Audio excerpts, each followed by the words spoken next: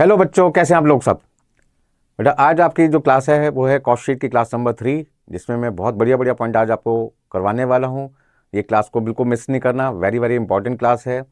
Exam में जब आप जाएंगे तो क्वेश्चन नंबर जो 2A का पहला पार्ट होगा कॉस्ट शीट का, उसमें सबसे पहला पॉइंट, जब कॉस्ट शीट बनाते हैं तो आपको निकालना पड़ता है रॉ मटेरियल कंज्यूम। तो आज हम डिस्कस करेंगे कि जो कॉस्ट शीट हम बनाएंगे एग्जाम में, उस कॉस्ट शीट को बनाने में सबसे पहले जो हमारे को कंप्यूटेशन करनी पड़ती है वो करनी पड़ती है computation of raw material consume. यानी जो फॉर्मेट इंस्टीट्यूट ने हमें बताया है वो क्या है, आपके सामने मैं डिस्कस कर रहा हूँ।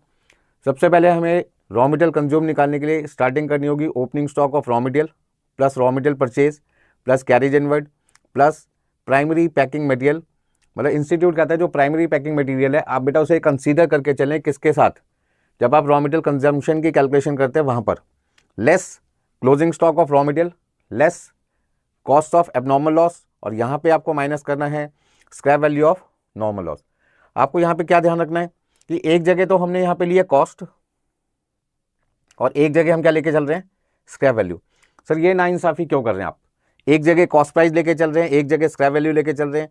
ये सारी चीज़ें आज आप हमें डिटेल में बता सकते हैं। मैंने कहा हाँ जी, आज की क्लास कुछ ऐसे ही पॉइंट्स के लिए बनाई गई है जिसमें आपको बहुत मज़ा आएगा, इसलिए आगे चलते हैं। तो फॉर्मेट फटाफट से आप इसे नोट कीजिए। सबसे पहले आपको यहाँ पे क्या लिखना है, opening stock of raw material plus raw material purchase plus carriage inward plus आपके पास है primary packing material minus closing stock of raw material minus cost of abnormal loss minus scrap value of normal loss. ठीक है जी, इतना सब कुछ note करने के बाद आगे चलते हैं। सबसे पहले जब हमें रॉ मटेरियल कंज्यूम निकालना होता है तो आपको ये ध्यान रखना पड़ेगा कि हमें रॉ मटेरियल कंज्यूम के पैसे लेने किससे हैं। मतलब जो रॉ मटेरियल कंज्यूम हमारे पास में है, हाँ जी, रॉ मटेरियल कंज्यूम, इसके पैसे हमने चार्ज किससे करने हैं। पहला पॉइंट है कि रॉ मटेरियल कंज्यूम के पैसे हमने लेने किससे हैं, चार्ज तो कस्टमर कह सकते हैं या कंज्यूमर कह सकते हैं, एक ही बात है। अब कस्टमर कहता है कि मैं आपको जो पैसे दूंगा रॉ मटेरियल के, वो उस रॉ मटेरियल के पैसे दूंगा जो फिनिश गुड बनाने में लगा। मतलब जो रॉ मटेरियल फिनिश गुड बनाने में नहीं लगा, मैं उसके पैसे आपको नहीं देने वाला, क्योंकि आप तो मुझे क्या बेच रहे हो, फिनिश गुड बेच रहे हैं। यदि आप मुझे फिनिश गुड बेच रहे हैं तो पैसे भी मैं आपसे किसके लूंगा, फिनिश गुड्स के तो लूंगा। तो आप ये ध्यान रखिए कि कस्टमर आपको कोई भी पैसे एक्स्ट्रा नहीं देगा। तो सबसे पहले सपोज करते हैं जो रॉ मटेरियल हमने खरीदा, रॉ मटेरियल परचेज, हमारे पास में है 10,000 किलोग्राम और 1 किलोग्राम मान लीजिए हमने खरीदा है 30 रुपीज़ के हिसाब से। तो 10,000 किलोग्राम मटेरियल 30 रुपये के हिसाब से हम कितने रुपए का परचेज करेंगे। हाँ जी, 10,000 किलोग्राम मटेरियल 30 रुपये के हिसाब से 3 लाख रुपए का आ जाएगा। मान लीजिए closing stock of raw material हमारे पास में 1,000 किलोग्राम बच गया है और ये 30 रुपये के हिसाब से आपके पास आ गया 30,000 का। ठीक है जी। नॉर्मल लॉस और दूसरा आपके पास है एबनॉर्मल लॉस। ठीक है जी, नॉर्मल लॉस और एबनॉर्मल लॉस। नॉर्मल लॉस हमें बता रखा है, मान लीजिए सपोज करते हैं 200 किलोग्राम, और जो एबनॉर्मल लॉस है वो हमारे पास है 150। ठीक है जी। सर आप हमें बता सकते हैं सर नॉर्मल लॉस क्या होता है, एबनॉर्मल लॉस क्या होता है। सब कुछ बताएंगे, काफ़ी डिटेल में बताएंगे, अभी तो शुरुआत ही की हमने। नॉर्मल लॉस हमारे पास है 200 किलोग्राम 30 रुपये के हिसाब से, इसकी जो कॉस्ट है वो आपके पास आ जाएगी 6,000 रुपये और यहाँ पे आपके पास में आ जाएगी 4,500 रुपये कॉस्ट। ये कॉस्ट प्राइस है, ध्यान रखना ये सारी की सारी कौन सी प्राइस है, कॉस्ट प्राइस है, क्योंकि हमने 30 रुपये के हिसाब से रॉ मटेरियल परचेज किया। तो 200 किलोग्राम 30 रुपये के हिसाब से 6,000 रुपये कॉस्ट होगी। 150 किलोग्राम 30 रुपये के हिसाब से आपका हो गया 4,500। और हमें स्क्रैप वैल्यू का रेट भी बता रखा है। हाँ जी, scrap value at the rate ₹10 पर किलोग्राम। हाँ जी, रॉ मटेरियल का जो स्क्रैप वैल्यू रेट दे रखा है आपको वो है 10 रुपये पर किलोग्राम। इसका मतलब क्या हुआ कि 200 किलोग्राम रॉ मटेरियल यदि खराब हो जाता है तो 10 रुपये के हिसाब से जब आप उसे मार्केट में बेचेंगे तो आपको 200 किलोग्राम के 10 रुपये के हिसाब से 2,000 रुपये मिलेंगे। तो यदि आपसे कोई पूछे जी स्क्रैप वैल्यू कितनी है, तो आप कहोगे सर स्क्रैप वैल्यू आपके पास आ गई 2,000। नॉर्मल लॉस की। और यदि एबनॉर्मल लॉस की स्क्रैप वैल्यू की बात करें तो 150 किलोग्राम 10 रुपये के हिसाब से 1500 रुपये आ जाएगा आपके पास में।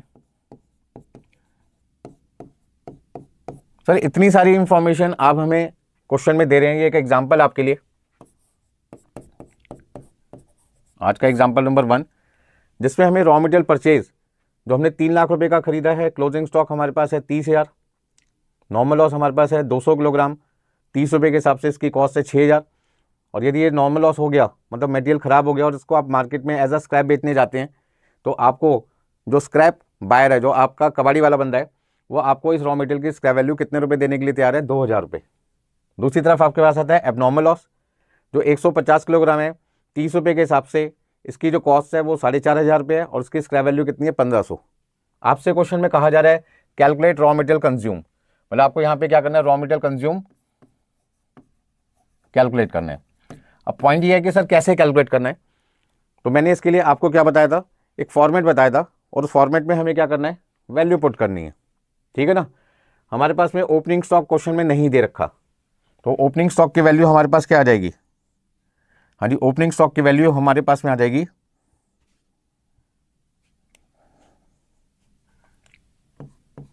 नील। परचेज ऑफ रॉ मटेरियल आपके पास कितना है? 10,000 किलोग्राम 30 रुपये के हिसाब से आपके पास में आ जाएगा 3 लाख रुपए का। कैरेज इनवर्ड क्वेश्चन में नहीं दे रखा, तो आपको लिखना पड़ेगा नील।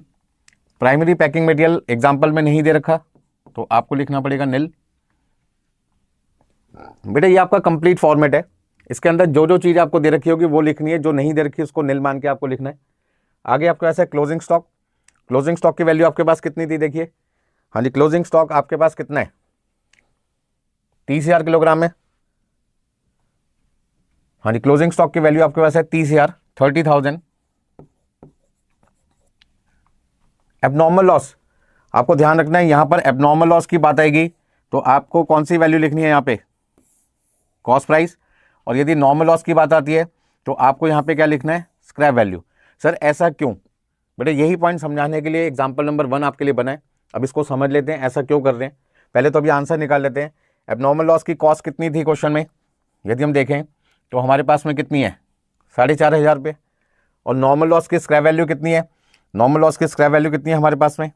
नॉर्मल लॉस की यदि हम स्क्रैप वैल्यू की बात करें तो 200 किलोग्राम की स्क्रैप वैल्यू आपके पास है 2,000।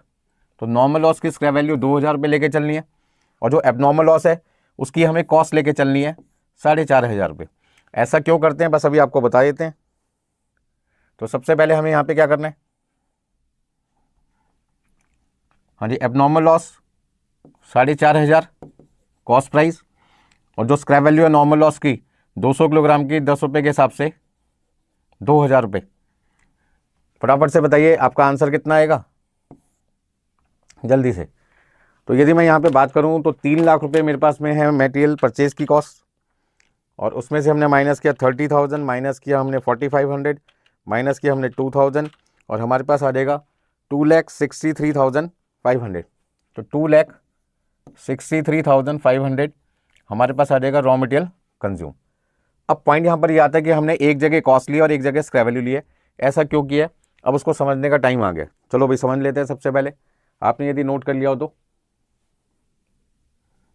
हाँ जी, सबसे पहले बात ये आ रही है कि हमने जो पैसे लेने हैं रॉ मटेरियल के वो किससे लेने हैं? हमने लेने हैं पैसे कस्टमर से। तो कस्टमर कहता है भाई जो सामान आज आपने हमारे लिए यूज़ किया हम केवल उसके पैसे देंगे, बाकी किसी चीज़ के लिए नहीं देंगे। तो सबसे पहले तो मुझे ये समझना पड़ेगा कि भाई एबनॉर्मल लॉस और नॉर्मल लॉस में क्या डिफरेंस है, ठीक है ना। तो सबसे पहले हम बात करते हैं किसकी? लॉसेस की। अब लॉसेस को बेटा हमने 2 कैटेगरी में बांट दिया। एक आपके पास आ गया नॉर्मल लॉस और दूसरा आपके पास है बेटा एबनॉर्मल लॉस। कौन से लॉसेस को हम नॉर्मल लॉस कहते हैं, कौन से लॉसेस को हम एबनॉर्मल लॉस कहते हैं, इसको समझना बहुत जरूरी है। नॉर्मल लॉस वो लॉस होता है जो नेचर में अनअवॉइडेबल होगा।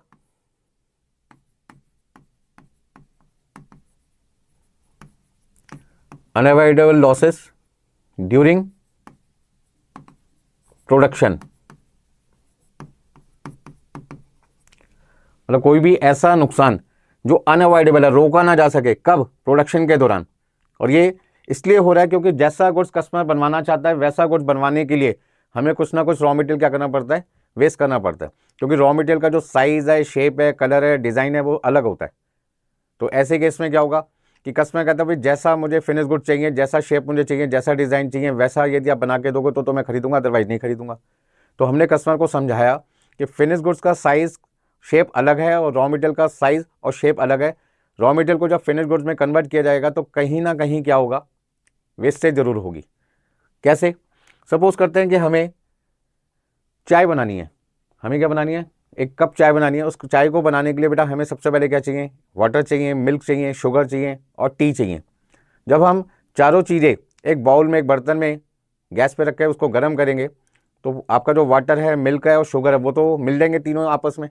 लेकिन जो चाय की पत्ती है वो घुलती नहीं है, बल्कि वो अपना जो कलर है वो छोड़ देती है। जब आप कस्टमर को चाय दोगे तो चाय कैसे दोगे? डायरेक्टली चाय की पत्ती के साथ में या उसको छान के देंगे, फिल्टर करके देंगे? तो हमने क्या किया, चाय की जो पत्ती है वो कस्टमर को डिलीवर थोड़ी करनी है। कस्टमर कहता है भाई मुझे तो जो चाय दो वो फिल्टर दो, मतलब छान के दो। तो जैसे ही हमने उसको एक कप चाय छान के दी तो हमने देखा कि छन्नी के अंदर कुछ ना कुछ चाय की पत्ती रह गई। अब वो जो चाय की पत्ती वेस्ट हो गई है वो कब हुई है? During production. हम चाय बना रहे थे तब खराब हुई है, बड़े बड़े खराब नहीं हुई है। दूसरा, अनअवॉइडेबल है। यदि हम चाय बनाएंगे तो चाय की पत्ती हमें चाय बनाते टाइम डालनी पड़ेगी, और चाय की पत्ती पानी में जाने के बाद, घुलने के बाद में क्या होगा, जब गर्म करेंगे पानी को तो वो अपना जो फ्लेवर है, जो कलर है वो छोड़ देगी। और ऐसे में वो चाय की पत्ती अब आपके लिए बेकार हो जाएगी, क्योंकि दूसरे कस्टमर के लिए फिर से एक कप चाय बनानी है, 2 कप बनानी है, आपको नई चाय की पत्ती यूज़ करनी पड़ेगी। तो वो चाय पत्ती जो आपके लिए टी है वो आपके लिए कौन सा लॉस हो गया? नॉर्मल लॉस है, क्योंकि ये अनअवॉइडेबल लॉस है चाय बनाने वाले के लिए। कब हो रहा है ये लॉस? During production. ऐसे सभी लॉसेस को हम किससे चार्ज करते हैं? चार्ज टू कस्टमर, क्योंकि कस्टमर की रिक्वायरमेंट को फुलफिल करने की वजह से ये नुकसान हुआ है तो कस्टमर इसके लिए जिम्मेदार है। एबनॉर्मल लॉस कौन सा होता है? अवॉइडेबल लॉसेज हैं, मतलब आप उनको रोक सकते रहे, ठीक है ना। Avoidable losses due to management default,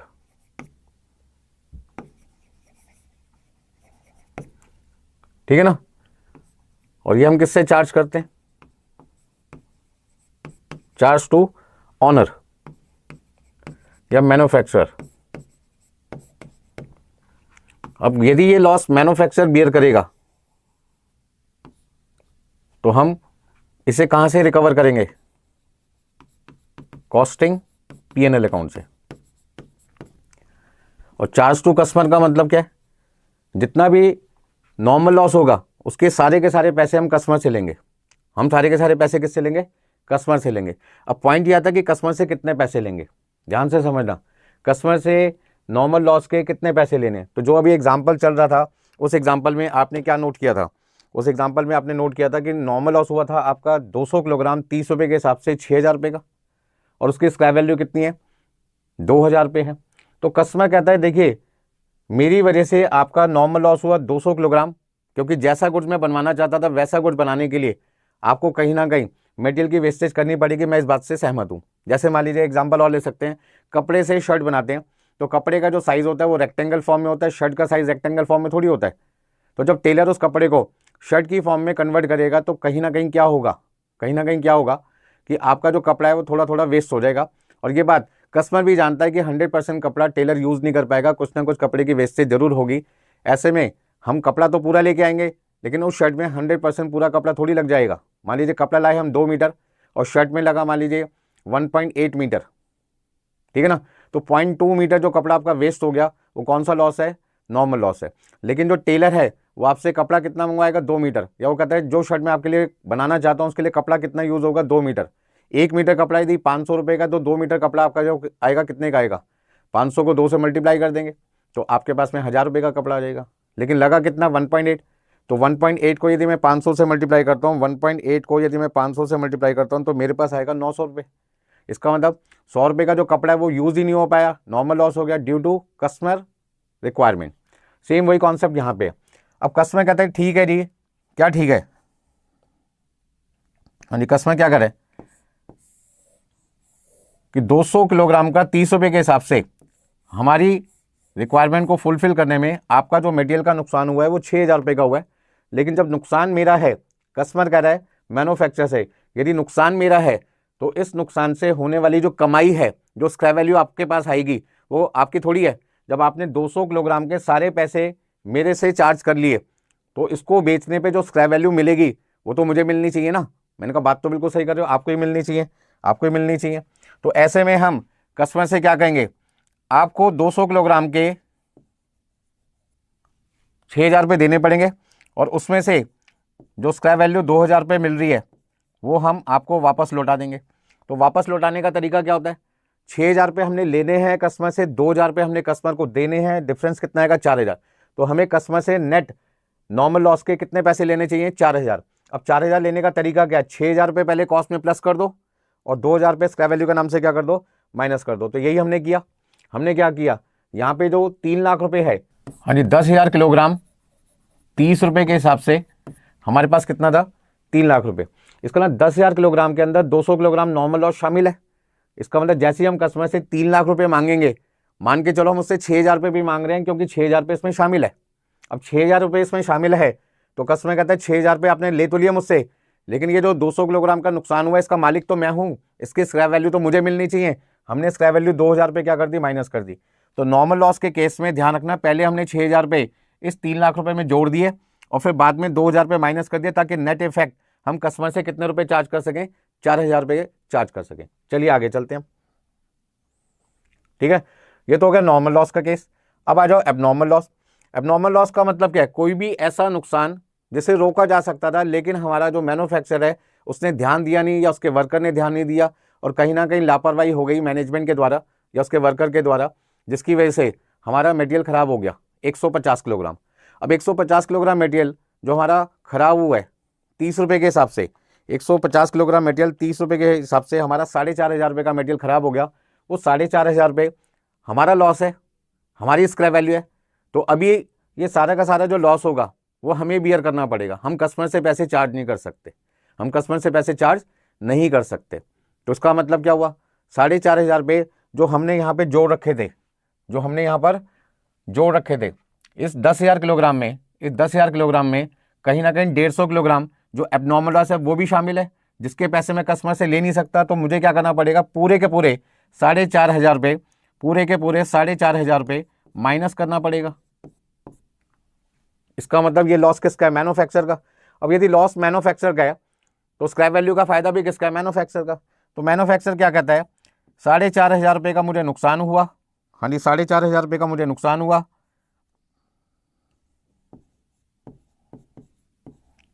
और 1,500 रुपये मुझे स्क्रैप वैल्यू मिली। तो इसका मतलब मेरा जो लॉस है वो 3,000 रुपये। तो कॉस्टिंग पीएनएल के अंदर जो नेट इफेक्ट है वो कितना चला जाएगा, उसका 3,000। ध्यान से समझना, नुकसान जिसका फायदा भी उसका, नुकसान जिसका फायदा भी उसका, ये एक आपका कॉन्सेप्ट है जो आज आपने इस क्लास में सीखा है अभी तक। यदि मान लीजिए आपके पास एक बाइक है, एक 2 व्हीलर है, और वो आपने कहीं पार्किंग में खड़ा किया और वहाँ पे कोई चोरी करके आपका 2 व्हीलर ले गया, तो ऐसे केस में उस 2 व्हीलर का आपने इंश्योरेंस भी करवा रखा होगा। तो इंश्योरेंस किसको मिलेगा, उस 2 व्हीलर के मालिक को, या उस 2 व्हीलर का जो मालिक है उसका दोस्त जो उसके साथ में आया जाया करता था उस स्कूटर पर बैठ के उसको। तो सिंपल सा जवाब है सर, 2 व्हीलर जिसका है, खोया तो उसका है, नुकसान तो उसका है, तो इंश्योरेंस कंपनी क्लेम भी किसको देगी, 2 व्हीलर के मालिक को देगी। तो आपको यहाँ पे क्या समझना है बेटा, जिसका नुकसान उसका फायदा। नुकसान यदि कस्टमर का है तो स्क्रैप वैल्यू का फायदा भी कस्टमर को मिलेगा। नुकसान यदि मैन्युफैक्चरर का है तो उसकी स्क्रैप वैल्यू का बेनिफिट भी किसको मिलेगा, मैन्युफैक्चरर को मिलेगा। तो मैन्युफैक्चरर का जो नुकसान है वो 4,500 रुपये है, जिसमें से उसको 1,500 रुपये स्क्रैप वैल्यू मिल जाएगी। तो वो अपना नेट लॉस कितना मान के चलेगा, 3,000। उसी तरीके से नॉर्मल लॉस के केस में जो नुकसान हुआ है वो 6,000 का हुआ है, उसमें 2,000 रुपये स्क्रैप वैल्यू का फायदा कस्टमर को मिलना चाहिए। तो कस्टमर का जो नेट लॉस है वो 4,000 है, और उस 4,000 को लिखने का तरीका क्या है, पहले 6,000 रुपये कॉस्ट में जोड़ दो, बाद में 2,000 रुपये क्या कर दो, माइनस कर दो। लेकिन एबनॉर्मल लॉस के केस में कस्टमर से 4,500 रुपये हम ले ही नहीं सकते, क्योंकि वो कहता है लॉस मेरा है ही नहीं। कस्टमर कहता है मेरे से केवल उस मटेरियल के पैसे लो जो मटेरियल मेरी वजह से ख़राब हुआ है या जो फिनिश गुड्स आप मुझे दे रहे हो उसमें लगा, बाकी किसी मटेरियल से मेरे को कोई लेना देना नहीं है। मैंने कहा बात में तो दम है, बिल्कुल सही कह रहे हो, ठीक है ना। चलिए, तो इस तरीके से ये आपका एग्जाम्पल क्या हुआ, कंप्लीट हुआ। यहाँ पर आपके पास में रॉ मटेरियल कंज्यूम कितना रहेगा, 2,63,500। हाँ जी, कोई दिक्कत इसमें किसी को? चलिए आगे चलते हैं। एक एग्जांपल मैं आपके लिए बनाता हूँ और फिर आप मुझे बताना कैसे आंसर निकालना है। हाँ जी, example number 2।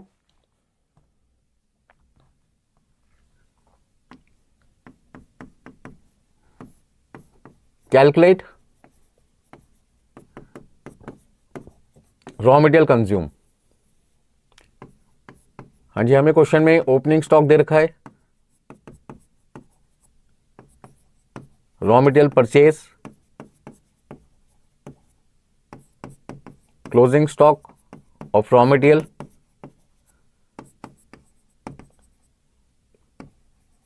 Primary packing material. आपके पास में है normal loss,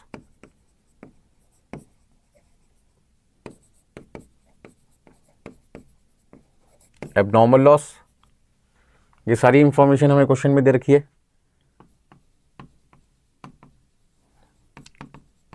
carriage inward,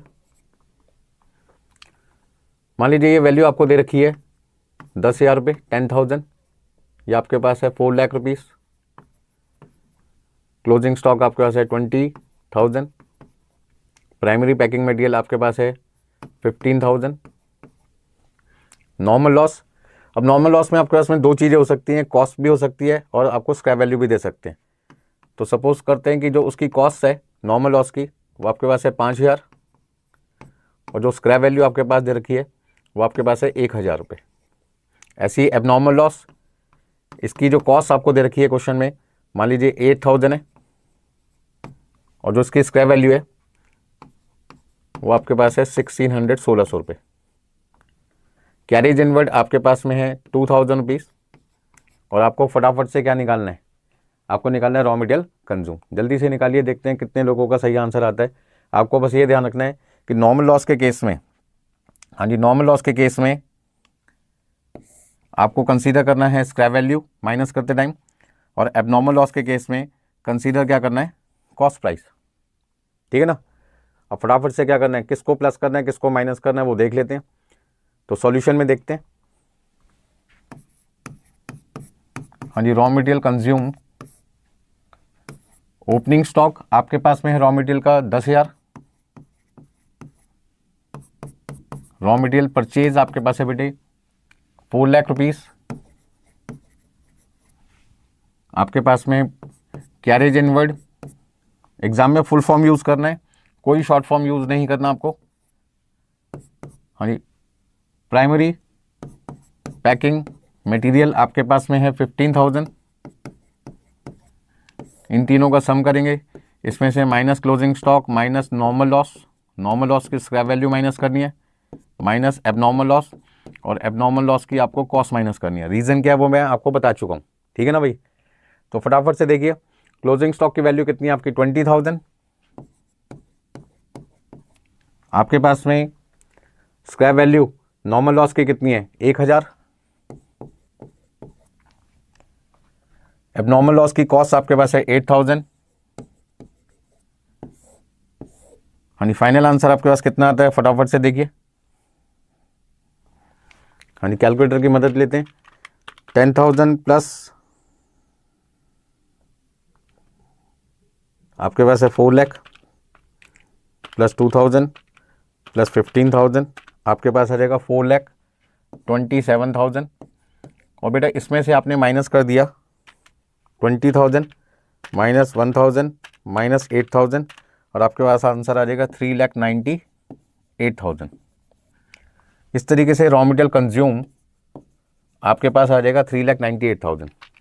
sir क्या इसके ऊपर एग्जाम में कोई एमसीक्यू भी आ सकता है? बिल्कुल आ सकता है। अभी आपका आंसर कितना है रॉ मटेरियल कंज्यूम का 3,98,000। मान लो यही सेम इंफॉर्मेशन क्वेश्चन में दे दी जाए और वहाँ पे आपसे कहा जाए कैलकुलेट रॉ मटेरियल कंज्यूम, और इसी को मैं एमसीक्यू बना देता हूँ। मान लो ये आपका एग्जाम में एमसीक्यू बन जाता है, यही सेम इंफॉर्मेशन क्वेश्चन में दे रखी है और वहाँ पे आपके पास ए ऑप्शन में दे रखा है 4,98,000, बी ऑप्शन में आपके पास है 3,98,000, सी ऑप्शन में 2,98,000 और डी ऑप्शन में 1,98,000। तो आपको पता ही है कि आपका जो राइट आंसर है वो आपका राइट आंसर क्या है, 3,98,000। तो प्रैक्टिकल भी आपके पास में एग्जाम में आ सकता है। जब आप कॉस्ट शीट बनाते हैं तभी आपका एक छोटा सा पॉइंट माना जाएगा, लेकिन जब आप एमसीक्यू करते हैं तो यही सेम क्वेश्चन आपको एमसीक्यू में मिल सकता है, और वहाँ पे बहुत सारे लोगों के अलग अलग आंसर आते हैं, क्योंकि कहीं ना कहीं वो कॉन्सेप्ट गलत यूज़ करते हैं। तो पहला कॉन्सेप्ट आज की क्लास का क्या था भाई, कि जब हम रॉ मटेरियल कंज्यूम निकालते हैं, कॉस्ट शीट का जो पहला पॉइंट आता है रॉ मटेरियल कंज्यूम की वैल्यू वो कैसे निकालते हैं। तो ये आपका प्रिस्क्राइब फॉर्मेट है जिसको आपने यूज़ करना है। भाई यहाँ तक किसी को कोई दिक्कत है तो बताइए। नोट कर लिया भाई सबने? चलें आगे। चलिए भाई, कोई दिक्कत इसमें किसी को नहीं। अब नेक्स्ट पॉइंट,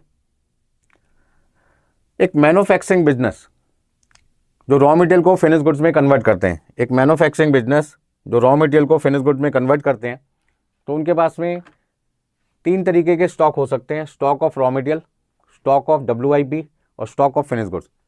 RM का मतलब रॉ मटेरियल, रॉ मटेरियल का मतलब ऐसा मटेरियल जो मैन्युफैक्चरर ने खरीद तो लिया लेकिन अभी तक कंज्यूम नहीं किया, ठीक है ना, उसके पास में रखा हुआ है, अनयूज मटेरियल है। अनयूज का मतलब रॉ मटेरियल खरीदने के बाद अभी तक आपने इस्तेमाल नहीं किया, अनयूज मटेरियल हो गया। सपोज करते हैं एक मैन्युफैक्चरिंग बिजनेस एक साइकिल बनाना चाहते हैं, उस साइकिल को बनाने में, ये साइकिल आपके पास में दिखाई दे रही है, ठीक है ना, तो इस साइकिल को बनाने के लिए हमारे को कहीं ना कहीं मटेरियल की जरूरत पड़ेगी। ये हमारे पास क्या आ जाएंगे,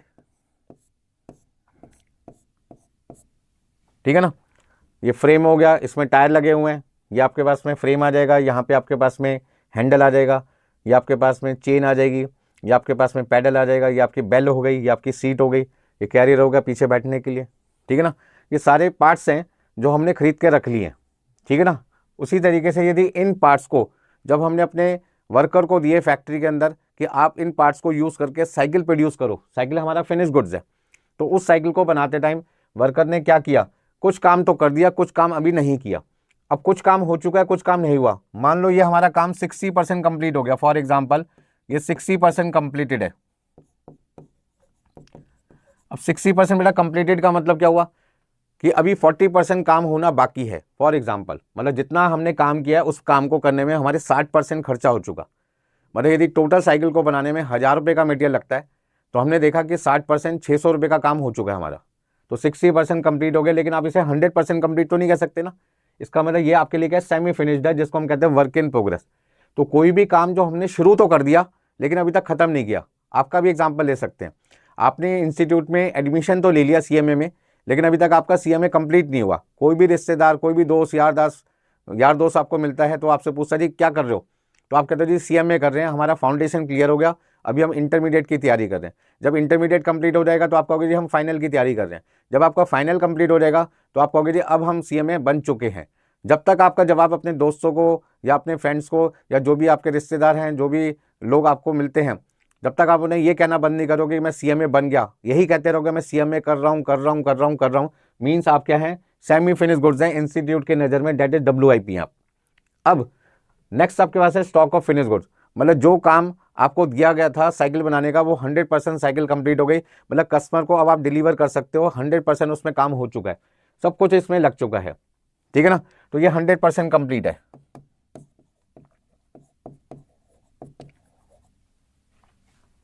अब पॉइंट यहां पर यह आता है कि यदि कोई रॉ मटेरियल आपके पास में बच गया है, अभी तक आपने उसे यूटिलाइज नहीं किया, तो उसकी वैल्यू कितनी है, उस वैल्यू को कैलकुलेट करने के लिए जिस टेक्निक का इस्तेमाल किया जाता है उस टेक्निक का नाम है मटेरियल कॉस्टिंग। तो जब मैं आपको मटेरियल कॉस्टिंग चैप्टर पढ़ाऊंगा तो वहां पे बताऊंगा कि रॉ मटेरियल की जो स्टॉक की वैल्यू है वो कैसे निकालते हैं।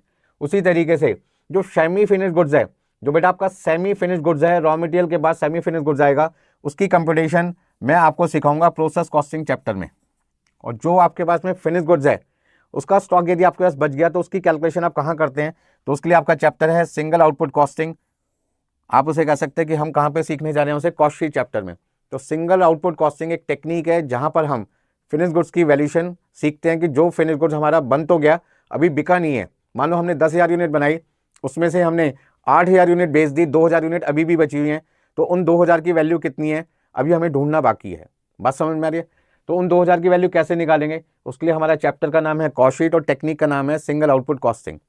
तो यहाँ पर आज इस चार्ट से मैं आपको ये बताना चाहता हूँ कि एक मैन्युफैक्चरिंग बिजनेस में 3 तरीके के स्टॉक हो सकते हैं, रॉ मटेरियल, WIP और फिनिश गुड्स। क्योंकि हमारा मैन्युफैक्चरिंग बिजनेस है। यदि ट्रेडिंग बिजनेस होता तो हमारे पास सिर्फ एक ही तरीके का स्टॉक होता है फिनिश गुड्स का, क्योंकि बना बनाया साइकिल ले रहे हैं, बना बनाया साइकिल बेच रहे हैं। लेकिन रॉ मटेरियल और WIP का पॉइंट तभी आएगा जब आप मैन्युफैक्चरिंग बिजनेस की बात कर रहे हैं, क्योंकि वहाँ पे रॉ मटेरियल को खरीद के लाते हैं, देन उसको प्रोसेस करते हैं और फिनिश गुड्स में कन्वर्ट करते हैं, जैसे कस्टमर की रिक्वायरमेंट है उस हालत में उस प्रोडक्ट को लेके आते हैं, बनाते हैं। ठीक है ना। तो आज का जो नेक्स्ट टॉपिक है वो है valuation of closing stock of finish goods. फटाफट से आप इसे नोट कीजिए। नोट यदि कर लिया है तो आगे चलते हैं। मेहनत तो लगती है भाई हर चीज को समझने में, ठीक है ना भाई। चलो अब valuation of closing stock of finish goods आज का हमारा नेक्स्ट टॉपिक है। अभी हमने पहला पॉइंट सीखा रॉ मटेरियल कंज्यूम कैसे निकालते हैं, दूसरा पॉइंट है फिनिश गुड्स की वैल्यू हमें कैसे निकालनी है। तो वैसे तो बहुत सारे मेथड्स होते हैं। आपका first in first out FIFO method होता है, last in first out LIFO method होता है, highest in first out HIFO method भी होता है, ठीक है ना। ऐसा ही आपके पास है weighted average method. But practically जो हमारे यहाँ पर क्वेश्चंस आते हैं एग्जाम में, वहां पर हम दो तरीके के मेथड यूज करते हैं। एक हम यूज करते हैं कौन सा, फीफो मेथड, और एक हम यूज करते हैं वेटेड एवरेज मेथड। यदि एग्जाम में कोई क्वेश्चन आता है और वहां पे मेथड का नाम ना बता रखा हो तो बाय डिफॉल्ट हम यूज करते हैं फर्स्ट इन फर्स्ट आउट। ये पॉइंट ध्यान रखना। यदि हम कॉस्ट शीट बना रहे हैं तो 99.99% मान के चलो कि क्लोजिंग स्टॉक की वैल्यू आपको करके दिखानी पड़ेगी। और वहां पे यदि किसी मेथड का नाम नहीं बता रखा बेटा आपको, तो आपको कौन सा मेथड यूज करना पड़ेगा, बाय डिफॉल्ट फीफो मेथड, ये मानकर कि आपका जो गुड्स है वो पेरिशेबल नेचर का गुड्स है। पेरिशेबल का मतलब जानते हो ना, वो गुड्स जो जल्दी खराब हो जाता है, उसकी तासीर क्या होती है, उस गुड्स का जल्दी खराब होने की नेचर होती है। तो ऐसे में हम कौन सा मेथड यूज करते हैं, फर्स्ट इन फर्स्ट आउट। जो पहले आया आप उसे पहले कंज्यूम करो, ताकि जो गुड्स आप लास्ट में खरीदोगे, बाद में खरीदोगे, तो आप उसे ज़्यादा समय के लिए यूज़ कर पाओगे, तो उससे वेस्टेज क्या होगी, कम। तो वेस्टेज को रिड्यूस करने के लिए हम कौन सा मेथड यूज़ करते हैं, फर्स्ट इन फर्स्ट आउट। तो अब पॉइंट यहाँ पर आता है कि किसी सामान को बेचने से पहले या किसी सामान को यूज़ करने से पहले, हाँ जी, फीफो मेथड हम कहाँ यूज़ कर रहे हैं, फिनिश गुड्स की वैल्यूएशन के लिए। Units are identified before sale. क्या मतलब है, जो सामान हम बेच रहे हैं, बेचने से पहले हमें पता है कि हमने पुराना सामान पहले बेचा है या पहले नया सामान बेचा है, ठीक है ना। क्योंकि हमने ओल्ड गुड्स को अलग रख दिया, न्यू गुड्स को हमने क्या कर दिया, अलग रख दिया। मान लीजिए हमारे पास 1000 यूनिट कल रात की बची हुई है फिनिश गुड्स की, तो कल रात का वो क्लोजिंग स्टॉक था, आज का क्या बन जाएगा, ओपनिंग स्टॉक, ठीक है ना भाई। मेरी बात को समझें। आज यदि आपके पास है 24 जुलाई, आज आपके पास कौन सी डेट है, 24 जुलाई, तो 24 जुलाई को आपके पास में दो तरीके का सामान होगा। एक कल रात का बचा हुआ 1000 यूनिट, और आज जो आपने 24 जुलाई को नया सामान बनाया होगा, मान लो 10,000 यूनिट, तो आपके पास टोटल सामान बेचने के लिए कितना होगा, 11,000। पुराना 1000, नया कितना है, 10,000। आपने मान लीजिए 9,000 यूनिट बेच दी, आपने 9,000 यूनिट बेच दी। अब आपको कैसे पता चलेगा कि 9,000 किस में से बेची है। तो फीफो मेथड क्या कहता है भाई, हमें पता है कि 9,000 में पहले हमने पुराना सामान 1,000 बेचा है, अब हमें और कितना बेचना है, 9,000 में 1,000 बिक गया पुराने में से, ओपनिंग स्टॉक में से सारा का सारा, 8,000 और बेचना है, जो हम किस में से बेचेंगे, 10,000 में से। तो इसका मतलब जो क्लोजिंग स्टॉक बचेगा वो सारा का सारा 10,000 में से बचेगा। तो 10,000 का जो रेट होगा वही रेट आपका 2,000 का रेट होगा, उसे कहते हैं फीफो मेथड। लेकिन वेटेड एवरेज मेथड क्या कहते हैं कि जो पुराना स्टॉक है और जो नया स्टॉक है, आपने उसे सेपरेट मेंटेन नहीं किया, आपने उसे क्या किया, एक ही जगह लाके स्टोर कर दिया। तो पुराना सामान और नया सामान मिक्स हो गया, मतलब 1,000 और 10,000 मिला के हो गया 11,000। 11,000 में से आपने 9,000 बेचा तो बच गया 2,000। इसका ना जो 2,000 यूनिट आपके पास में बची होगी क्लोजिंग स्टॉक की फिनिश गुड्स की, वो अब आपको ये नहीं पता चल पा रहा कि 1,000 का पार्ट है या 10,000 का पार्ट है, क्योंकि आपने 1,000 और 10,000 को मर्ज कर दिया, मिक्स कर दिया। तो ऐसे केस में आपको क्या करना पड़ेगा कि 11,000 का रेट निकालना पड़ेगा। जो रेट बेटा 11,000 का आएगा वही रेट किसका होगा, 2,000 का होगा। बात समझ में आ रही है सबको। चलिए, तो अभी काफ़ी चीज़ें हम डिटेल में समझेंगे कि सर ये जो फॉर्मूले हैं वो कैसे बने, ठीक है ना। तो फीफो मेथड जब आप अप्लाई करेंगे तो ये मान के चलते हैं कि गुड्स जो आपने बेचा है उसे बेचने से पहले आपको पता है कि आपने कौन सा पहले बेचा है, कौन सा बाद में बेचा है। लेकिन वेटेड एवरेज मेथड में बेटा हमें ये पता ही नहीं चल पाता कि जो सामान हमने बेचा है वो पुराने में से बेचा है या नए में से बेचा है, क्योंकि पुराना सामान और नया सामान आपने क्या कर दिया, मिक्स कर दिया, मर्ज कर दिया। अब फॉर्मूला क्या है, सीओपी का मतलब होता है कॉस्ट ऑफ प्रोडक्शन, यहाँ पे मैंने लिखा भी है, सीओपी का मतलब है कॉस्ट ऑफ प्रोडक्शन, ओएस का मतलब है ओपनिंग स्टॉक, सीएस का मतलब है क्लोजिंग स्टॉक। क्योंकि फॉर्मूले में हमने शॉर्ट फॉर्म यूज कर रखी है, बट एग्जाम में आपको फुल फॉर्म ही यूज करनी है। या आप यदि शॉर्ट फॉर्म यूज करते हैं तो नीचे नोट लिख के ऐसे लिख के आना पड़ेगा आपको, ध्यान दीजिए। यदि मैं फीफो मेथड यूज करता हूं और मुझे क्लोजिंग स्टॉक की वैल्यू निकालनी है, value of closing stock, value of closing stock of finish goods निकालना है तो फीफो मेथड के हिसाब से फॉर्मूला होगा cost of production divided by quantity produce multiply by quantity of closing stock. ये फॉर्मूला सर कैसे बना हमें बता सकते हो? बिल्कुल बताना है बेटा, आज की क्लास का पर्पज़ ही यही है, हर एक चीज़ को बहुत डिटेल में समझना है और समझाना भी है। देखिए, यदि मैं वेटेड एवरेज मेथड यूज़ करूंगा तो मेरा फॉर्मूला बनेगा cost of production plus value of opening stock divided by quantity produce plus quantity of opening stock. जो रेट निकल के आएगा उस रेट को मल्टीप्लाई करेंगे क्वांटिटी ऑफ क्लोजिंग स्टॉक से। तो थोड़ा सा डिटेल में समझाइए। तो बेटा एक एग्जाम्पल मैं आपके लिए बनाता हूँ और वहाँ से सारी चीज़ें बिल्कुल क्लियर हो जाएगी, क्रिस्टल क्लियर होने वाली है सारी चीज़ें। देखिए कैसे। तो सबसे पहले हमारा एग्जाम्पल नंबर हो गया 3। हाँ जी, इस एग्जाम्पल में हमें क्या करना है, ये समझना है कि जो closing stock of finish goods है उसकी वैल्यू कैसे निकालते हैं, उसका फॉर्मूला कैसे बना फीफो का और वेटेड एवरेज का। तो सबसे पहले हमारे पास जो ओपनिंग स्टॉक है, मान लीजिए 1000 यूनिट्स है और उसका जो अमाउंट है वो आपके पास है 10,000 रुपये। आपके पास है cost of production. Cost of production का मतलब जो गुड्स आपने बनाया 10,000 यूनिट, उसका जो रेट है 12 रुपये के हिसाब से 1,20,000 रुपये हो गया। हाँ जी, क्वांटिटी सोल्ड, जो क्वांटिटी आपने सेल की है वो 9,000 यूनिट है, ठीक है ना। कितने में सेल किया? सेलिंग प्राइस हमें क्वेश्चन में दे रखी है, सेलिंग प्राइस पर यूनिट हमें मान लीजिए दे रखी है 20 रुपये, ठीक है। आपको यहां पे क्या करना है, find value of closing stock of finish goods using FIFO method और दूसरा आपके पास है वेटेड एवरेज मेथड।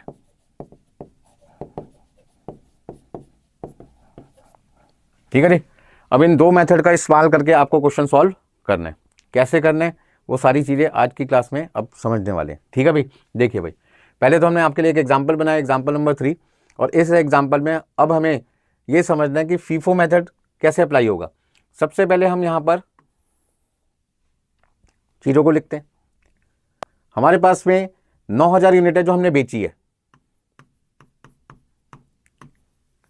अब जो 9,000 यूनिट हमने बेची है वो बेची किस में से है? पहला पॉइंट तो यह कि जो फीफो मेथड या वेटेड एवरेज मेथड यूज होता है वो किसके लिए यूज होता है? क्वांटिटी जो बच गई उसके लिए या जो क्वांटिटी हमने बेची है उसके लिए। तो 99.99% लोग जो सोचते हैं वो यही सोचते हैं कि सर ये क्लोजिंग स्टॉक के लिए आप बोल रहे हो। नहीं, हमेशा जो FIFO LIFO weighted average method कोई भी मेथड यूज होता है वो हमेशा किसके लिए होता है? जो क्वांटिटी आपके पास से चली गई, जो क्वांटिटी आपके पास से चली गई का मतलब जो आपने बेच दी। हम बेची हुई यूनिट की बात कर रहे हैं। तो फीफो लीफो वेटेड एवरेज कोई भी मेथड वो हमेशा किसके लिए एप्लीकेबल होता है? क्वांटिटी सोल्ड के लिए। तो ध्यान से समझिए, हमने यहाँ पे देखा फीफो मेथड की बात कर रहे हैं सबसे पहले। यानी सबसे पहले हम बात कर रहे हैं किसकी? फीफो मेथड की। यानी फीफो मेथड के हिसाब से हमने यहाँ पे क्या देखा कि हमारा जो ओपनिंग स्टॉक है वो 1000 यूनिट है और उसका जो अमाउंट है वो 10,000 है। तो अभी तो हम बात कर रहे हैं यूनिट्स के।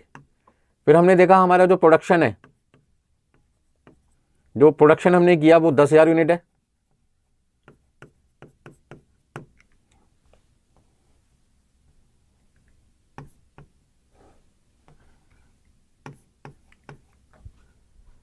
अब ओपनिंग स्टॉक हमारे पास है 1000 और प्रोडक्शन हमने किया बेटा 10,000 और क्वांटिटी हमने सोल्ड कितना किया? क्वांटिटी हमने जो सोल्ड किया है वो है हमारे पास में 9,000। अब पॉइंट यहां पर ये बनता है कि जो 9,000 यूनिट हमने बेची है, 9,000 यूनिट जो हमने बेची है फीफो मेथड के हिसाब से, पहले हमने किसको बेचा? तो हमने क्या देखा कि पहले हमने 9,000 यूनिट में 1000 यूनिट बेची। इसका मतलब क्या हुआ कि इसका जो बैलेंस है वो तो जीरो हो गया, इसका बैलेंस हो गया नील, क्योंकि सारा का सारा हमने 1000 यूनिट यहां पर सेल कर दी। अब हमें 8000 यूनिट और बेचनी है। तो जो 8000 यूनिट हमें बेचनी है वो 8000 यूनिट हम किस में से सेल करेंगे? 9,000 टोटल हमें बेचना है। उसमें से 1000 हम ओपनिंग स्टॉक में से बेच चुके हैं, 9,000 में 8,000 और बेचना है, वो किस में से बेचेंगे? 10,000 में से। बात समझ में आ रही है? फिर से समझ लो। हाँ जी, फीफो मेथड के हिसाब से 1,000 यूनिट हमारा ओपनिंग स्टॉक है, 10,000 हमारा प्रोडक्शन है, टोटल हमारे पास 11,000 यूनिट है। उसमें से हमने 9,000 यूनिट बेच दिए हैं, हमारे पास बची हैं 2,000 यूनिट। जो 2,000 यूनिट बची हैं, जो 2,000 यूनिट बची हैं, वो किस में से बची हैं? वो 2,000 यूनिट हमारे पास बची हैं 10,000 यूनिट में से। ध्यान से समझो कैसे। सर 9,000 में सबसे पहले हमने फीफो मेथड के हिसाब से 1,000 यूनिट बेच दी। अब हमें 8,000 यूनिट और बेचनी है, जो हम किस में से बेचेंगे? 10,000 में से। यदि 10,000 में से 8,000 यूनिट बेच दी हमने, तो हमारे पास में कितनी बची? 2,000।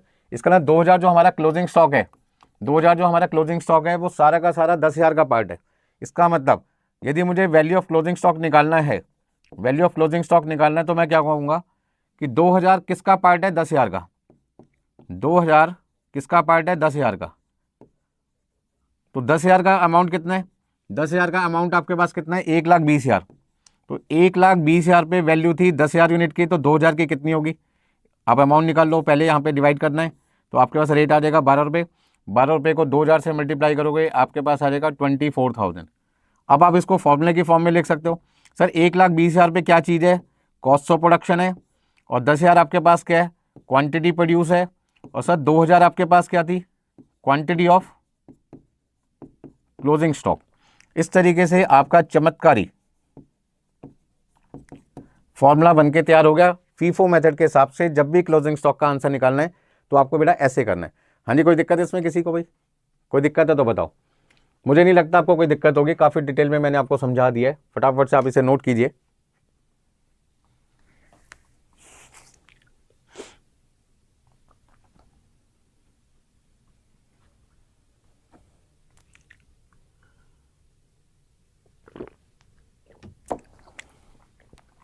चलिए आगे चलते हैं।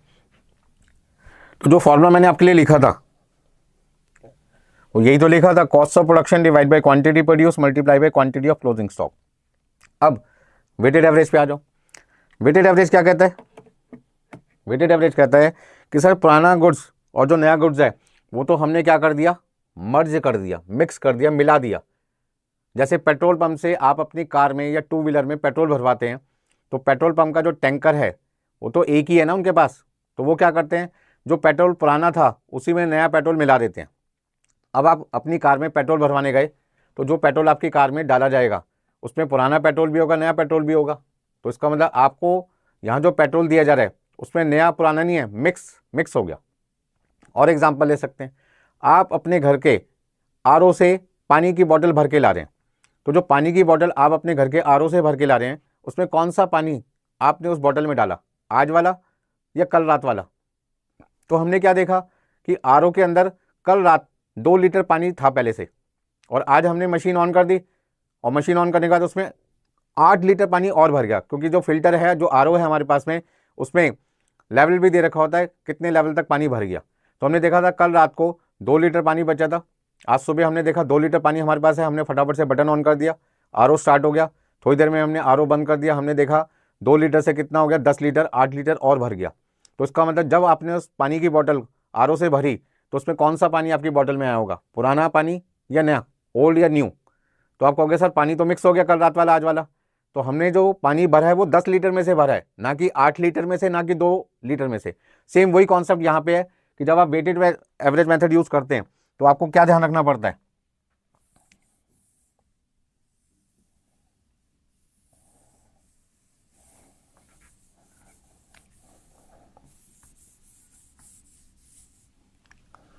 हाँ जी, जब आप वेटेड एवरेज मेथड यूज करेंगे,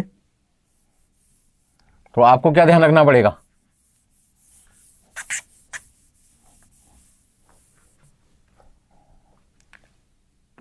हाँ जी, वेटेड एवरेज मेथड। हाँ जी, ओपनिंग स्टॉक आपके पास था 1,000 यूनिट। कॉस्ट ऑफ प्रोडक्शन आपके पास, मतलब जो क्वांटिटी प्रोड्यूस की थी वो 10,000 थी। टोटल आपके पास कितना आ गया? 11,000। हाँ जी, सोल्ड कितना है? 9,000, 9,000। आपके पास क्लोजिंग स्टॉक कितना आ जाएगा? 2,000। मुझे इन 2,000 यूनिट की वैल्यू पता लगानी है। इसका जो अमाउंट है वो आपके पास है क्वेश्चन में 10,000, यहाँ पे वो 10,000 पे लिखा हुआ है। 1,20,000 पे हमारे पास है कॉस्ट ऑफ प्रोडक्शन। टोटल हमारे पास सामान हो गया 1,30,000 का। तो हम ये कह सकते हैं 1,30,000 पे जो वैल्यू है वो किसकी है, 11,000 यूनिट की। तो हमें 2,000 का आंसर निकालना है, क्योंकि वेटेड एवरेज मेथड के हिसाब से जब हमने 9,000 यूनिट बेची, तो हमें नहीं पता कि इन 9,000 को हमने 1,000 में से बेचा या 10,000 में से सेल किया। मतलब इन 9,000 यूनिट को जब हमने सेल किया तो हमें खुद नहीं पता कि हमने इसे 1,000 में से सेल किया या 10,000। तो ऐसे में माना जाएगा कि हमने 9,000 किस में से सेल किया, 11,000 में से। तो इसका मतलब जो 2,000 हमारे पास बचा है वो किस में से बचा है, 11,000 में से। तो वैल्यू ऑफ क्लोजिंग स्टॉक जब मुझे निकालनी होगी तो मैं कहूँगा 1,30,000 पे जो वैल्यू है वो 11,000 यूनिट की है। तो 2,000 यूनिट की वैल्यू कितनी होगी, तो 1,30,000 को आप 11,000 से डिवाइड करो और मल्टीप्लाई करो 2,000 से, आपके पास अमाउंट आ जाएगा 23,636। ठीक है जी। अब इसे फॉर्मूले में कन्वर्ट कर देते हैं बेटा। 1,30,000 क्या है, sum of opening stock and cost of production. तो इसका मतलब हमने 1,30,000 को बनाने के लिए क्या किया, कॉस्ट ऑफ प्रोडक्शन में ऐड कर दिया वैल्यू ऑफ ओपनिंग स्टॉक, और नीचे हमने डिवाइड किया 11,000 क्वांटिटी से। 11,000 किसका सम है, quantity produce plus quantity of opening stock.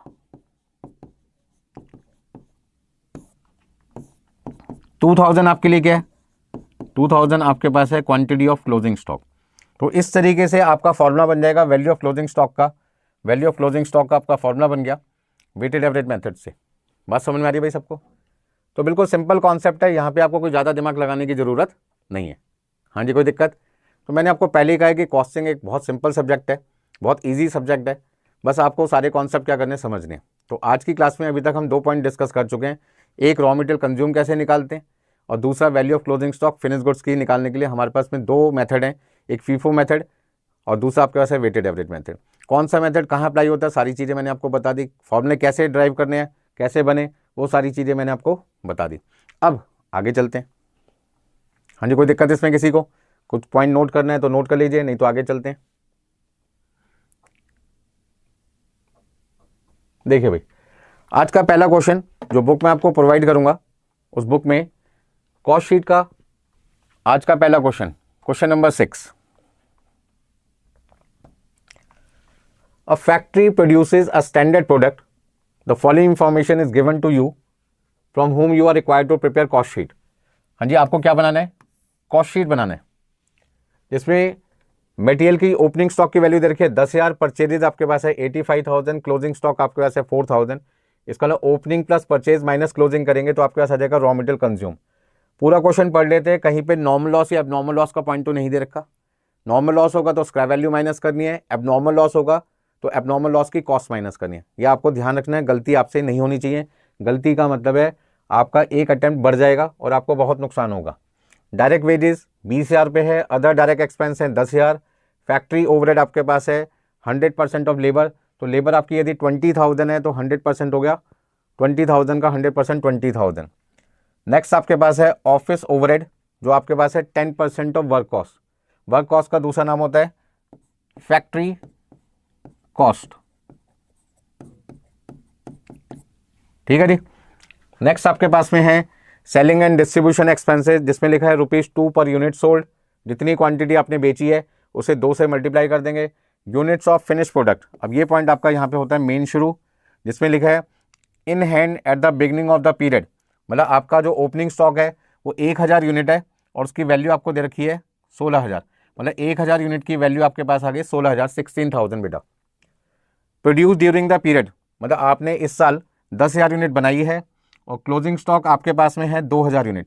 अब आपके पास क्लोजिंग स्टॉक की वैल्यू नहीं दे रखी है, मतलब आपको ओपनिंग स्टॉक की वैल्यू तो दे रखी है, आपको क्लोजिंग स्टॉक जो 2,000 यूनिट है उसकी वैल्यू नहीं पता।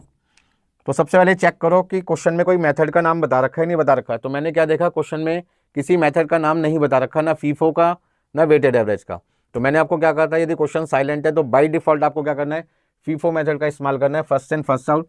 अब also find out selling price per unit, मतलब आपको यहाँ पे सेलिंग प्राइस पर यूनिट भी बतानी है on the basis that profit margin is uniformly made to yield a profit 20% of selling price. मतलब जो हमारा प्रॉफिट है वो हमारी सेलिंग प्राइस का 20% है। इस तरीके से आपको सेलिंग प्राइस पर यूनिट निकालनी है।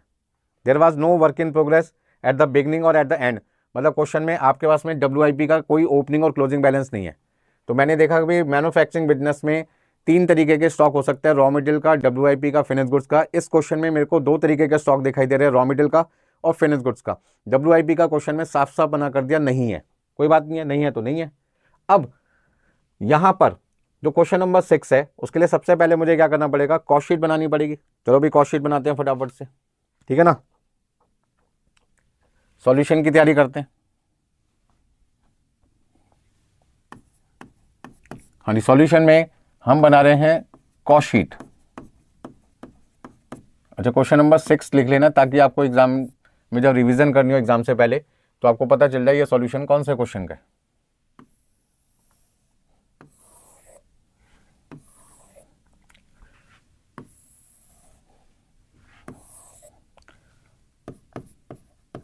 सबसे पहले बेटे आप लिखेंगे पर्टिकुलर्स, फिर आप लिखेंगे अमाउंट का कॉलम। यहां पे आप लिखेंगे रॉ मटेरियल कंज्यूम। अब रॉ मटेरियल कंज्यूम के आपका 2 ऑप्शन है, या तो कॉस्ट शीट का जो फॉर्मेट आप बना रहे हैं उसी फॉर्मेट में प्लस माइनस करके लिख दो, या वर्किंग नोट में भी बना सकते हैं, ठीक है ना। तो रॉ मटेरियल कंज्यूम कैसे निकालेंगे, opening stock plus purchases minus closing stock. तो हमने क्या देखा, हमने देखा ओपनिंग कितना है 10,000, परचेज कितना है 85, क्लोजिंग कितना है 4,000। तो 10,000 प्लस 85,000 माइनस 4,000, हाँ जी कितना आ जाएगा आपके पास में 91,000, plus wages plus direct expenses. तो आपके पास तीनों का जो सम है वो आपके पास आ जाएगा प्राइम कॉस्ट। फॉर्मेट में आपको पहले ही समझा चुका हूं, प्लस फैक्ट्री ओवरहेड। हमारे 3 तरीके के ओवरहेड होते हैं, फैक्ट्री, एडमिनिस्ट्रेटिव एंड सेलिंग। आपके पास में आ जाएगा फैक्ट्री कॉस्ट, और आप फैक्ट्री कॉस्ट की जगह दूसरा नाम भी लिख सकते हैं वर्क्स, एक ही बात है, plus office and administrative overhead. सबसे पहले हमें क्या करना है, जैसे एग्जाम में कॉस्ट शीट का क्वेश्चन आएगा सबसे पहले अपने आप को समझाना है कि आज तो मजे आ गए, 7 नंबर पक्के, क्योंकि चैप्टर बड़ा सिंपल है, ज़्यादा दिक्कत आती नहीं यहाँ पर। आपको सिर्फ क्या करना है, फॉर्मेट बनाना है सबसे पहले। तो आपके पास आ जाएगा कॉस्ट ऑफ प्रोडक्शन,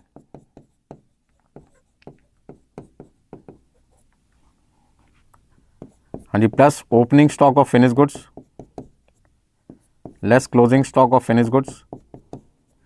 तो बेटे आपके पास आ जाएगा कॉस्ट ऑफ गुड्स सोल्ड।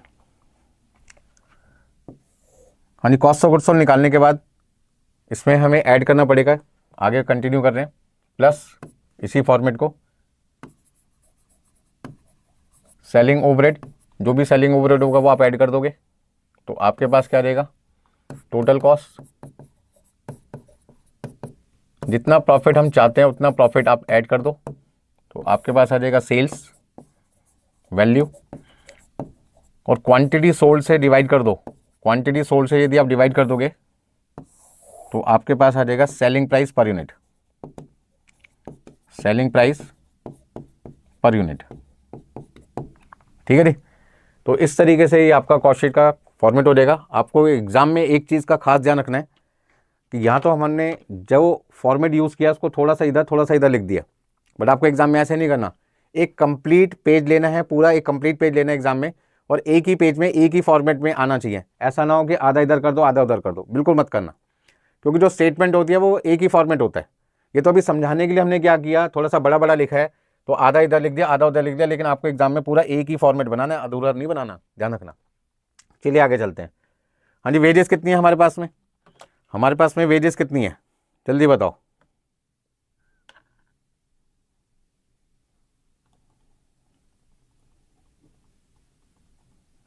हाँ जी, वेजेस हमारे पास है 20,000, बुक आपके पास है ही, उस बुक से आप देख के फटाफट से लिख देंगे। डायरेक्ट एक्सपेंस आपके पास कितना है, 10,000। यानी टोटल वैल्यू कितनी आ जाएगी, 1,21,000। फैक्ट्री का खर्चा क्वेश्चन में क्या बताया, 100% ऑफ लेबर। तो 100% ऑफ लेबर का होता है 20,000 हमारी लेबर है, उसका 100% हमने किया तो हमारे पास में आ जाएगा 20,000। आपके पास आ गया 1,41,000। ऑफिस एक्सपेंसेस के आगे लिखा हुआ है 100%। हाँ जी, ऑफिस एक्सपेंसेस के आगे लिखा है 10% ऑफ वर्क्स कॉस्ट। हाँ जी, ऑफिस एक्सपेंसेस के आगे लिखा है 10% ऑफ वर्क्स कॉस्ट, जो कि 1,41,000 है। तो 1,41,000 का 10% हमने किया, हमारे पास आ जाएगा 14,100। टोटल हमारे पास वैल्यू आ गई 1,55,100। अब ओपनिंग स्टॉक हमारे पास कितनी यूनिट है, 1,000 यूनिट है, जिसकी वैल्यू हमें क्वेश्चन में दे रखी थी 16,000, 16,000 वो हमने यहाँ पे लिखा। और हमारे पास जो क्लोजिंग स्टॉक है उसकी 2,000 यूनिट की वैल्यू कितनी है वो हमें नहीं पता, तो ये वैल्यू अभी हमें ढूंढनी है। ठीक है ना, हमें क्या करना है, ढूंढना है। आगे देखते हैं, सेलिंग ओवरहेड के आगे लिखा हुआ है क्वांटिटी सोल्ड पर यूनिट है 2 रुपये, मतलब जितनी यूनिट बेचोगे 2 रुपये से क्या कर दो उसको मल्टीप्लाई। तो सबसे पहले आपको क्या करना है, यहाँ पर क्वांटिटी सोल्ड का एक वर्किंग नोट बनाना है। क्वांटिटी सोल्ड का एक वर्किंग नोट बनाना है आपको। हाँ जी, क्वांटिटी सोल्ड का वर्किंग नोट क्या होगा, quantity produce plus opening stock minus closing stock. मतलब हमने 10,000 यूनिट बनाई थी, 1,000 यूनिट हमारे पास पहले से है और 2,000 हमारे पास है क्लोजिंग स्टॉक। इसका ना 11,000 में से 2,000 हमने सामान नहीं बेचा, 11,000 में से 2,000 नहीं बेचा तो हमने बेचा कितना है, 9,000 यूनिट। बिल्कुल सिंपल कॉन्सेप्ट है बेटा। यदि 1,000 यूनिट मेरे पास पहले से है, 10,000 मैंने और बनाई, तो मेरे पास टोटल हो गए 11,000। 11,000 में से मैंने 2,000 सामान नहीं बेचा, तो मैंने बेचा कितना है, 9,000। यदि मैं 9,000 सामान बेचूंगा तो 9,000 का 2 रुपये के हिसाब से सेलिंग ओवरहेड, 9,000 यूनिट का 2 रुपये के हिसाब से, 2 रुपीज़ पर यूनिट के हिसाब से सेलिंग ओवरहेड मेरे पास आ जाएगा बेटा 18,000, 18,000। अब मुझे क्वेश्चन में टोटल कॉस्ट चाहिए, लेकिन टोटल कॉस्ट तब आएगी जब मेरे पास में क्लोजिंग स्टॉक की वैल्यू आएगी, ताकि मैं कॉस्ट ऑफ गुड्स सोल्ड निकाल सकूं। फिर मेरे को निकालना है प्रॉफिट, और प्रॉफिट क्वेश्चन में क्या लिखा है, सेल वैल्यू का 20%, मतलब जो भी मेरी सेल वैल्यू आएगी उसका 20% मेरा प्रॉफिट है। अब क्वांटिटी सोल्ड कितनी है ये तो मुझे पता चल गई, अभी मेरे को सिर्फ मेन कैलकुलेशन करनी है closing stock of finish goods की। अब closing stock of finish goods की वैल्यू निकालने के लिए यदि क्वेश्चन साइलेंट है तो हम क्या करते हैं भाई, हम क्या करते हैं, ऊपर हेडिंग लिख के आएंगे। मेथड कौन सा यूज़ कर रहे हैं, फीफो मेथड, ताकि एग्जामिनर को बिल्कुल क्लियर हो जाए कि हमारा जो स्टूडेंट है वो हर चीज़ जानता है कि मेथड फीफो से अपना आंसर निकाल रहे हैं या वेटेड एवरेज से। क्वेश्चन साइलेंट है, बाय डिफॉल्ट आपको क्या करना है, फर्स्ट इन फर्स्ट आउट, ये मान के कि गुड्स आपका पेरिशेबल है, जल्दी खराब होने वाला है, तो वेस्टेज कम हो उसके लिए हम फीफो मेथड यूज़ करते हैं। फॉर्मूला क्या लगाते हैं, cost of production. Cost of production आपके पास है 1,55,000 100 रुपये, डिवाइड बाई क्वांटिटी प्रोड्यूस जो कि हमारे पास है 10,000, और क्वांटिटी ऑफ क्लोजिंग स्टॉक हमारे पास कितना है, 2,000। तो 1,55,100 को 1,55,100 को बेटा डिवाइड करना है 10,000 से, मल्टीप्लाई करना है 2,000 से, आपके पास आ जाएगा 31,020 रुपीज़। और इस तरीके से आपके पास में 1,55,100 में प्लस किया आपने 16,000, माइनस कर दिया 31,020 रुपीज़, और आपके पास आ जाएगा वैल्यू 1,40,080 रुपये।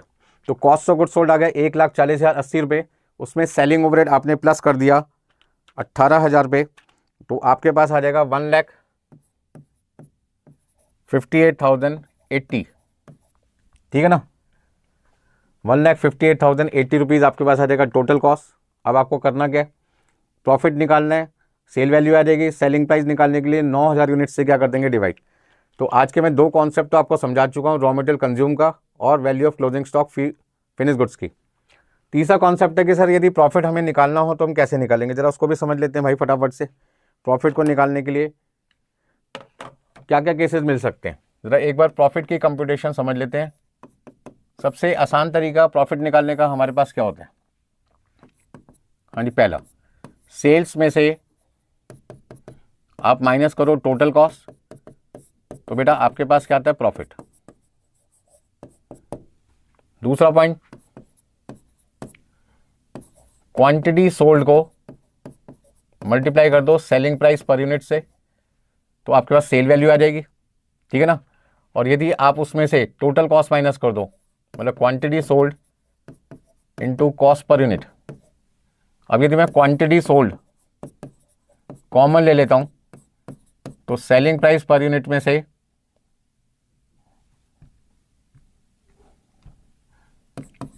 माइनस कर देंगे कॉस्ट पर यूनिट, तो आपका फॉर्मूला बन जाएगा quantity sold into profit per unit. ठीक है बच्चे, सब कुछ आपको डिटेल में समझा रहा हूं मैं। फॉर्मूला कैसे बना, मतलब ये आपके पास है सेल वैल्यू और ये आपके पास है टोटल कॉस्ट, मतलब इसी फॉर्मूले से ये फॉर्मूला बनाएगा। कोई नया चमत्कारी काम मैंने नहीं किया कि आपको लगे सुमित सर ने कोई चमत्कार कर दिया, मैंने कोई चमत्कार नहीं किया, जो है वही लिखा है। नेक्स्ट आपके पास है, हाँ जी, कई बार लिखा होता है क्वेश्चन में profit equal to 20% of sales, लेकिन आपको क्वेश्चन में सेल वैल्यू की जगह टोटल कॉस्ट दे रखी होती है, ठीक है ना, 1 लाख रुपए ऐसे दे रखा है। ये आपका हो गया सी केस, ठीक है ना। ऐसे क्वेश्चन में एक और केस हो सकता है, हाँ जी, प्रॉफिट आपको दिखाई दे रहा है 25% ऑफ कॉस्ट, लेकिन कॉस्ट ना देके क्वेश्चन में आपको सेल दे दी जाए 2 लाख रुपए, और आपसे कहा जाए प्रॉफिट फाइंड कीजिए, फाइंड प्रॉफिट, दोनों केस में।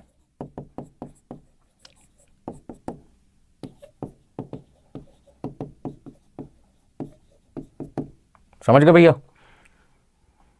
तो ये तो बिल्कुल सिंपल केस होते हैं। आपको यदि क्वांटिटी सोल्ड दे रखा है, प्रॉफिट पर यूनिट दे रखा है, दोनों को मल्टीप्लाई करो, आपके पास आ जाएगा प्रॉफिट। यदि सेल वैल्यू दे रखी है, टोटल कॉस्ट गिवन है, डिफरेंस आपके पास क्या आ जाएगा, प्रॉफिट। कोई भी कर सकता है। अब दिक्कत कहाँ आती है, आपको दिक्कत यहाँ आती है कि प्रॉफिट जो दे रखा है वो तो सेल का 20% दे रखा है, लेकिन सेल ही नहीं दे रखी क्वेश्चन में, आपको उसकी जगह दे रखी है कॉस्ट। यहाँ वाले केस में प्रॉफिट है वो 25% ऑफ कॉस्ट है, लेकिन कॉस्ट नहीं दे रखी है, बदले में क्या दे रखी है, सेल। तो आप ऐसे ही क्वेश्चन को कैसे सॉल्व करोगे, ठीक है ना। एक तरीका तो आप उसे एक्स मान के करो, तो कई बच्चे एक्स मान के क्वेश्चन करने में इंटरेस्टेड नहीं होते, उन्हें डर लगता है एक्स से। उन्हें जहाँ पे भी एक्स वाई वेरिएबल का यूज़ करना पड़े वो रोने लग जाते हैं, सर अपने बस की बात नहीं है, मैथ्स तो हमसे होता ही नहीं था, ठीक है ना। तो फिर दूसरा तरीका कोई बताओ, तो मैं आपको यहाँ पे दोनों तरीके से करके दिखाता हूँ, ठीक है ना। अब ध्यान दीजिए, यदि क्वेश्चन में हमारे पास में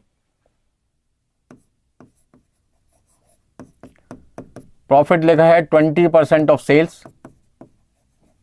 और क्वेश्चन में हमें टोटल कॉस्ट बता रखी है 1 लाख रुपए, और हमसे कह रहे हैं फाइंड प्रॉफिट, तो ऐसे केस में हम क्या करें, ऐसे केस में मेथड नंबर 1 ध्यान से समझ लो। अब जो मैं तरीका बता रहा हूं ये आपके हर उस चैप्टर में इस्तेमाल होगा जहां पर भी आपको प्रॉफिट निकालना होगा, चाहे वो आपका ऑपरेटिंग कॉस्टिंग चैप्टर हो, चाहे आपका मार्जिनल कॉस्टिंग चैप्टर हो, चाहे बजटरी कंट्रोल आपका चैप्टर हो, चाहे कॉस्ट शीट आपके पास हो, कोई भी ऐसा चैप्टर जहां पे आपको प्रॉफिट की कंप्यूटेशन करनी हो, वहां हर जगह इस तरीके की प्रॉब्लम आती है। और आपको दिक्कत ना हो, आप समझो कैसे करना है फटाफट से। चलिए, तो सबसे पहले मेथड नंबर 1, इसमें हम क्या करते हैं, एज्यूम हमारे पास जो सेल वैल्यू है उसको एक्स मान लिया, एज्यूम सेल्स भी ₹X। अब sales minus profit equal to आपके पास होता है टोटल कॉस्ट। सेल्स को यदि मैंने x मान लिया और प्रॉफिट मेरा सेल का 20% है, मतलब x का 20%, तो मेरी टोटल कॉस्ट कितनी दे रखी है क्वेश्चन में, 1 लाख रुपए, 1 लाख रुपीज। अब x का 20% क्या होता है, यहां बच्चों को चक्कर आ जाते हैं, सर हम तो घूम गए, हमें नहीं पता सर क्या होता है x का 20%। यार घबराने की बात नहीं है, 20% का मतलब होता है 20/100, ठीक है ना। तो 20/100 को हम क्या लिख सकते हैं, 0.20, क्या लिख सकते हैं, 0.20। तो इसका मतलब यहां पे हो जाएगा 0.20x। अब सबसे ज्यादा दिक्कत आती है बच्चों को यहां पर, जिनका मैथ्स थोड़ा सा वीक होता है, वो कहते हैं सर x में से 0.20x आप कैसे माइनस कर सकते हो। मैंने कहा भाई बहुत आसान तरीका है इसका, आप एक काम करो, x को कॉमन ले लो तो 1 माइनस 0.20 आ जाएगा, तो 1 में से 0.20 माइनस कर दो, तो आपके पास आ जाएगा 0.80।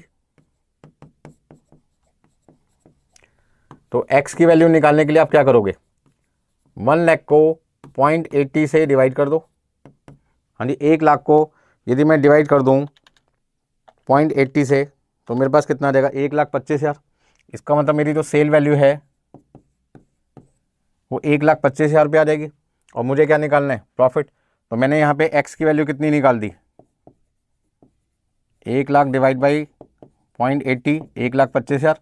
हमें तो क्वेश्चन में प्रॉफिट निकालने के लिए बोला है, तो प्रॉफिट कैसे निकालेंगे, हमारी जो कॉस्ट है वो 1 लाख रुपये और हमारी सेल कितनी है, 1,25,000। तो इस तरीके से profit equal to sale minus cost, मतलब कि 1,25,000 माइनस 1 लाख इक्वल टू 25,000।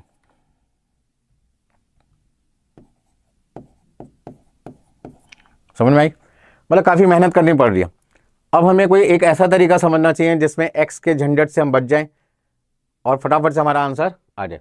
तो मेथड नंबर 2 की तरफ चलते हैं। फटाफट से आप इसके नोट कीजिए, यदि आप नोट कर चुके हैं तो आगे चलते हैं मेथड नंबर 2 पे। ठीक है ना भाई, मेथड नंबर 2।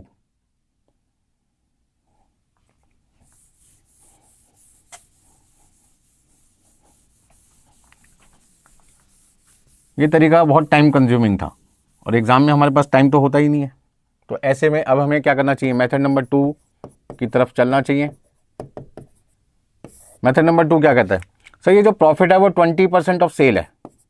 सर ये जो प्रॉफिट है ये 20% ऑफ सेल है। 20% का मतलब होता है 20/100। पहले तो ये समझो कि 20% होता क्या है, 20/100 मतलब कि 1/5।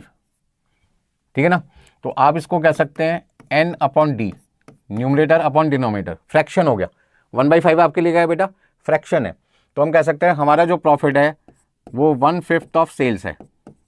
सर एक काम ना करें कि यदि हमें क्वेश्चन में कॉस्ट दे रखी है तो प्रॉफिट की परसेंटेज को हम सेल से कॉस्ट पे निकाल लें। मतलब जो फ्रैक्शन हमें सेल पे दे रखा है प्रॉफिट का, यदि वो फ्रैक्शन हम सेल से कॉस्ट पे निकाल लें तो हमारा काम बड़ा आसान हो जाएगा। मैंने कहा बिल्कुल सही बोल रहे हो यार तुम।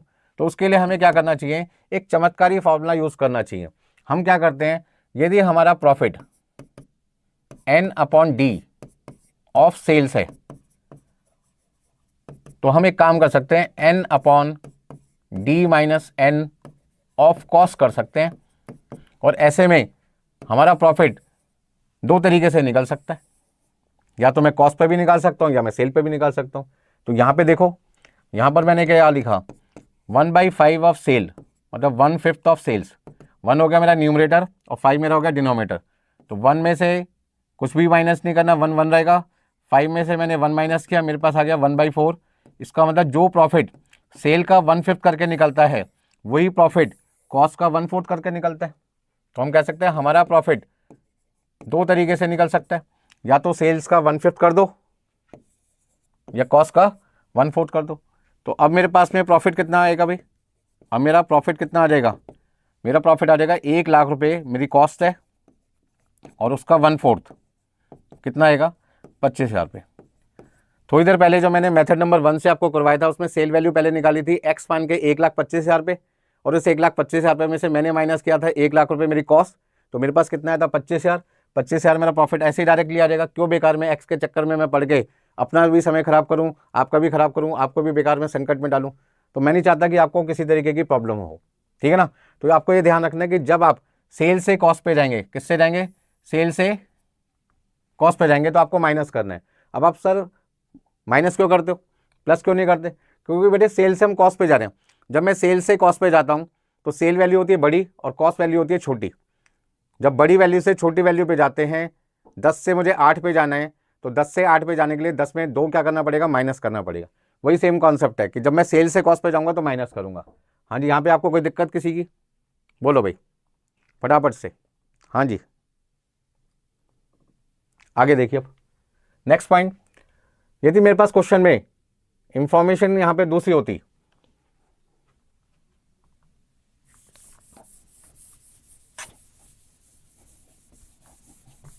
यदि मेरे पास में इंफॉर्मेशन दूसरी होती तो फिर मैं कैसे करता।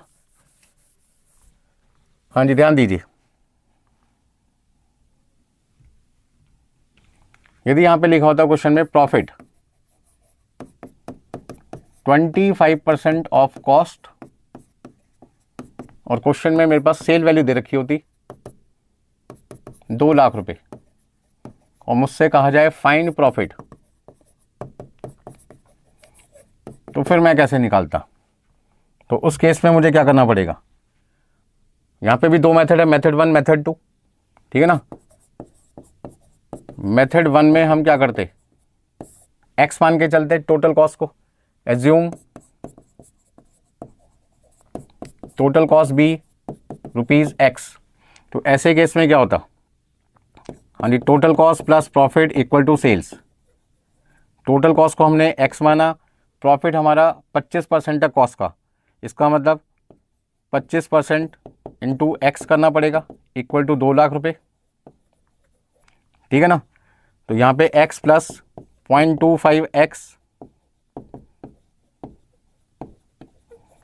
यह आ जाएगा 1.25x इक्वल टू 2 लाख रुपए। हाँ जी, x की वैल्यू कितनी आ जाएगी आपके पास में? 2 लाख को डिवाइड करना पड़ेगा 1.25 से, तो x की वैल्यू कितनी आ जाएगी? हाँ जी, 2 लाख को हमने डिवाइड कर दिया किससे? 1.25 से, हमारे पास आ जाएगा 1,60,000 रुपये। ऐसे में प्रॉफिट कितना आ जाएगा? प्रॉफिट हमारे पास आ जाएगा सेल्स माइनस कॉस्ट, मतलब कि 2 लाख रुपए में से हमने माइनस कर दिया 1,60,000 रुपये, और हमारे पास आ जाएगा बेटा 40,000 रुपये, ठीक है ना। अब मेथड नंबर 2 क्या कहता है? वो कहता है झंझटबाजी में मत पड़ो। यदि आपका प्रॉफिट n/d ऑफ कॉस्ट है, तो आप एक काम करो, n/d plus n of sales कर दो।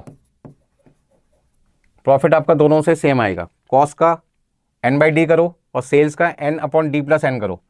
मतलब कि 25% का मतलब होता है 25/100, मतलब 1/4। तो आपका जो प्रॉफिट कॉस्ट का 1/4 है, सेल का कितना आएगा? 1/4 प्लस 1, 1/4 प्लस 1 हो गया 5। तो इसका मतलब यदि मेरे को प्रॉफिट निकालना है तो मैं सेल्स का 1/5 कर सकता हूं, ये कॉस्ट का कितना कर सकता हूं? 1/4। ये ध्यान रखना। तो ऐसे में अब मेरा प्रॉफिट कितना आएगा? मेरी सेल्स है 2 लाख रुपए और मेरा प्रॉफिट 1/5 है, तो मेरे पास कितना आ जाएगा? 40,000 रुपये। अब 40,000 रुपये निकालने के लिए मैं इतनी मेहनत क्यों करूं भाई? इतनी मेहनत क्यों करूं? बिना मेहनत के काम चल तो रहे।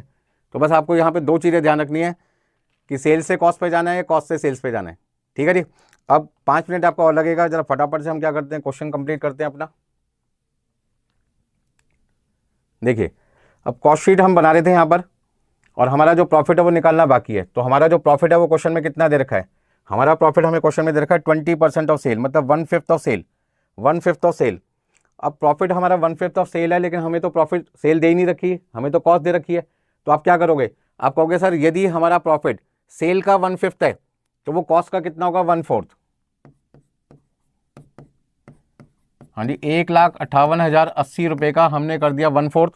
1,58,080 का हमने कर दिया 1/4, हमारे पास आ जाएगा 39,520। हाँ जी, मल्टीप्लाई कर दो 5 से, तो आपके पास आ जाएगा 1,97,600। हाँ जी, 1,97,600 आपके पास आ गई सेल वैल्यू। 9,000 यूनिट की, 9,000 से आपने डिवाइड किया, तो सेलिंग प्राइस आपके पास में आ जाएगी 21.96 अप्रॉक्सीमेटली। तो मेरे ख्याल से आपको सारी चीज़ें समझ में आ गई होंगी, ठीक है ना। कोई दिक्कत इस क्वेश्चन में? तो पहले आज हमने क्वेश्चन नंबर 6 कंप्लीट किया और प्रॉफिट निकालने का तरीका भी सीखा, ठीक है। चलो, हाँ, यहाँ पे कोई दिक्कत किसी को? चलिए फटाफट से चलते हैं आगे। 1-2 मैं आपको प्रैक्टिस करवा देता हूँ।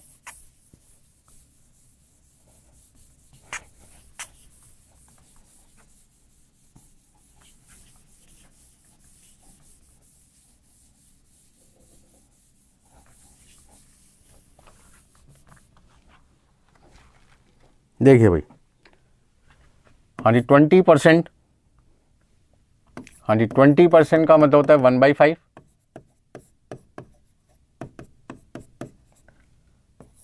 25% को हम कहते हैं 25/100। आप इसको सॉल्व करोगे तो 1/4 आ जाएगा। 33 1/3%, ठीक है ना। तो ये आपके पास में आ जाएगा 33 इंटू 3, 33 इंटू 3 आ गया 99, 99 प्लस 1 100/300, मतलब कि 1/3। ऐसे यदि आपके पास में 10% लिखा है तो 10/100 आपके पास आ जाएगा 1/10। हाँ, यहाँ तक समझ में आ रहा है सबको भाई? चलिए, तो ये तो परसेंटेज को आप फ्रैक्शन में ऐसे कन्वर्ट कर सकते हैं। अब यदि क्वेश्चन में लिखा है profit equal to 1/5 of sales, तो ये कॉस्ट का कितना होगा? हाँ जी, 1/4 ऑफ सेल्स, कॉस्ट का कितना होगा? 1/3 ऑफ कॉस्ट, तो सेल्स का कितना होगा? 1/10 ऑफ टोटल कॉस्ट, तो सेल्स का कितना होगा? 3/11 ऑफ टोटल कॉस्ट, तो सेल्स का कितना होगा? ठीक है ना।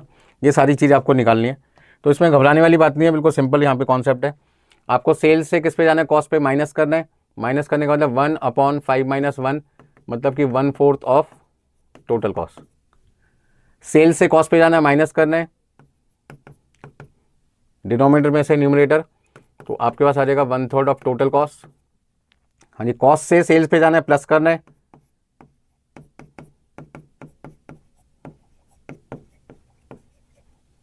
ठीक है जी।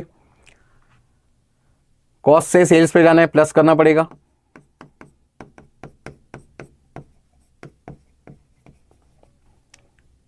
कॉस्ट से सेल्स पे जाना है, प्लस करना पड़ेगा।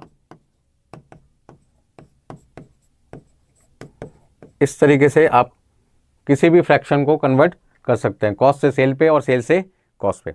ध्यान रखो, बहुत सारे चैप्टर्स में इस कॉन्सेप्ट का यूज होने वाला है।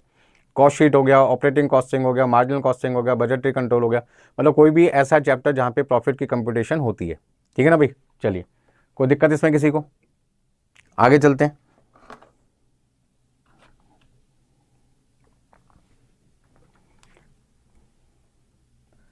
हाँ, नेक्स्ट आपके पास है क्वेश्चन नंबर 2। क्वेश्चन नंबर 2 में आपसे पूछ रहे हैं prepare cost sheet. Cost sheet बनानी है आपको, जिसमें लिखा है रॉ मटेरियल कंज्यूम 1,60,000 रुपये, वेजेज आपके पास है 80,000 रुपीज़, फैक्ट्री ओवरहेड आपके पास है 20% ऑफ वेजेस, ऑफिस का खर्चा है 10% of factory cost, selling overhead आपके पास है 12,000, यूनिट प्रोड्यूस आपके पास है 4,000, यूनिट सोल्ड आपके पास कितना है 3600, सेलिंग प्राइस पर यूनिट आपके पास है 100 रुपये, और आपको यहाँ पे कॉस्ट शीट बनानी है। इस क्वेश्चन में खास बात क्या है? इस क्वेश्चन में खास बात आपके पास है यूनिट्स प्रोड्यूस और यूनिट सोल्ड। यूनिट्स प्रोड्यूस आपके पास है 4,000 और यूनिट सोल्ड आपके पास है 3600। इसका मतलब यदि 4,000 बना रहे हो और 3600 यूनिट बेच रहे हो, तो कहीं ना कहीं आपके पास में 400 यूनिट बची हुई होंगी। तो जब बच्चा कॉस्ट शीट बनाता है तो ज़्यादातर बच्चा क्या करता है? Closing stock of finish goods को कंसीडर ही नहीं करता, उसकी जगह नील लिख देता है। वो कहता है मुझे तो क्वेश्चन में कहीं पे भी क्लोजिंग स्टॉक दिखाई नहीं दे रहा। बेटा, आप अपनी आंखें खोल के क्वेश्चन सॉल्व करो, सोते हुए मत जाओ एग्जाम में, आंखें खोल के क्वेश्चन सॉल्व करो। यार 4,000 बना रहे हो, 3600 बेच रहे हो, 4,000 बना रहे हो, 3600 बेच रहे हो, 400 यूनिट कहाँ गई? वो 400 यूनिट क्लोजिंग स्टॉक है जो आपने बना तो ली, बेची नहीं है। तो जब आप कॉस्ट शीट बनाएंगे तो इस बात का खास तौर पे आपको ध्यान रखना है, खास तौर पे ध्यान रखना है कि आपका 400 यूनिट क्लोजिंग स्टॉक है। बाकी क्वेश्चन बड़ा सिंपल है, सॉल्यूशन की तैयारी करते हैं फटाफट से। और सॉल्यूशन क्वेश्चन नंबर 2 आपको बनाना है कॉस्ट शीट। सबसे पहले raw material consume plus direct wages,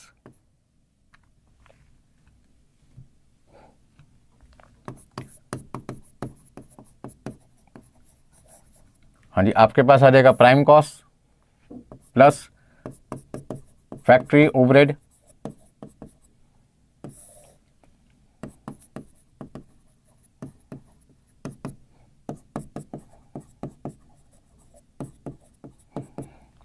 plus office overhead,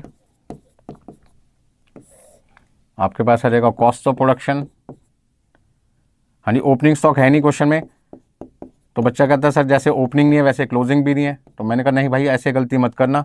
आपने बनाया 4,000 यूनिट और बेचा आपने कितना है 3,600। इस पॉइंट को यहाँ पे समझें।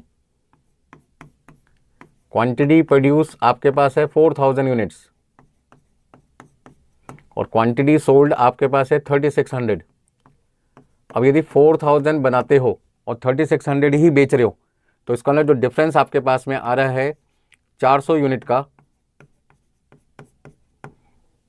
वो आपके पास आ जाएगा क्लोजिंग स्टॉक। तो वो क्लोजिंग स्टॉक आपको इस क्वेश्चन में दिखाई नहीं देगा, आपको ढूंढ के निकालना है अपनी तेज आंखों से। सीएमए वालों की आंखें बड़ी तेज होती है यार, ये तो मुझे पता चल गया।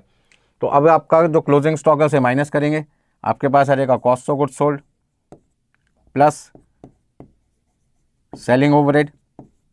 तो आपके पास आ जाएगा टोटल कॉस्ट, उस टोटल कॉस्ट में आप ऐड कर देंगे प्रॉफिट, तो आपके पास आ जाएगा सेल्स वैल्यू। और यदि सेल्स वैल्यू दे रखी है तो आपके पास क्या आ जाएगा, प्रॉफिट। चलिए, तो यहाँ पे मेरे पास टोटल कॉस्ट आ गई, जगह कम है, इस टोटल कॉस्ट में मैं ऐड कर दूंगा प्रॉफिट, तो मेरे पास आ जाएगी सेल्स वैल्यू। चलिए भाई अब आगे देखते हैं। हाँ जी, रॉ मटेरियल कंज्यूम कितना है मेरे पास क्वेश्चन में, 1,60,000 रुपये। क्वेश्चन आपके पास है ही, बुक आपके पास आ चुकी है। डायरेक्ट वेजेस आपके पास है 80,000, मेरे पास आ जाएगा 2,40,000 रुपये।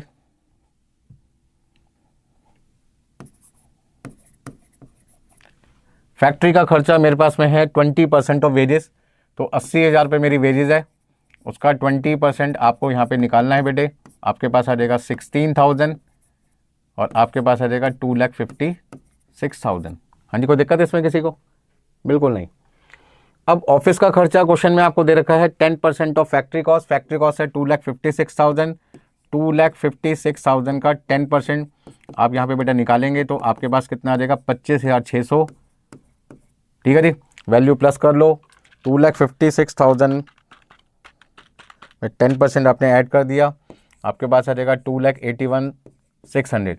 ध्यान से इस क्वेश्चन का जो मेन पॉइंट है, जो की पॉइंट है, वो आपके पास में क्लोजिंग स्टॉक है, जो हर बच्चा एग्जाम में लिखना भूल जाता है और उसके 7 नंबर चले जाते हैं।